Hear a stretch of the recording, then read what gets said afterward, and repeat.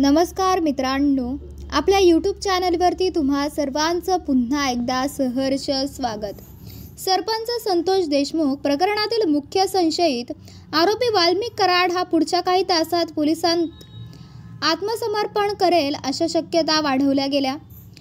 गेल्या 24 तासापासून सीआयडी व पोलिसांच्या कारवाया लक्षात घेता हे शक्य असल्याचे काहींचे म्हणणे आहे।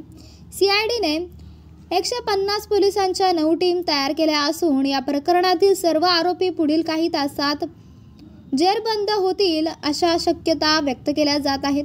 संतोष देशमुख हत्या प्रकरणात सीआयडीच्या पथकाने वेगाने हालचाली सुरू केल्या आहेत।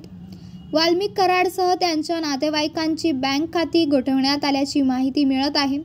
याशिवाय फरार आरोपीची संपत्तीही जप्त करण्याची प्रक्रिया सुरू केली आहे। सीआयडीने सुमारे 150 पोलिसांची 9 पथके तयार केली असून ती पथके फरार आरोपींचा कसून शोध घेत आहेत। नाक दाबल्याने आता तोंड उघडेल अशी स्थिती सध्या तयार झाली आहे। हत्येत वापरण्यात आलेली स्कॉर्पिओ गाडी पोलिसांनी जप्त केली।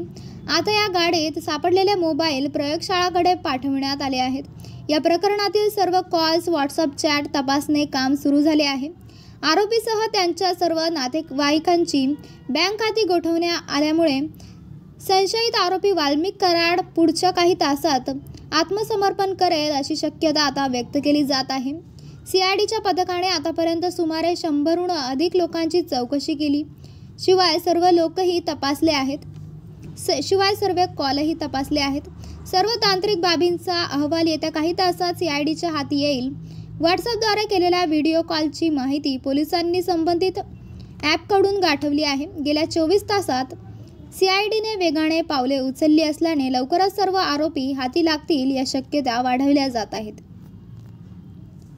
तर मित्रांनो, आपल्याला काय वाटतंय? आपली प्रतिक्रिया आम्हाला कमेंट बॉक्सच्या माध्यमातून नक्कीच कळवा आणि चॅनलला आणखीनही सबस्क्राईब केलं नसेल तर चॅनलला सबस्क्राईब करा, बेल आयकॉन प्रेस करा।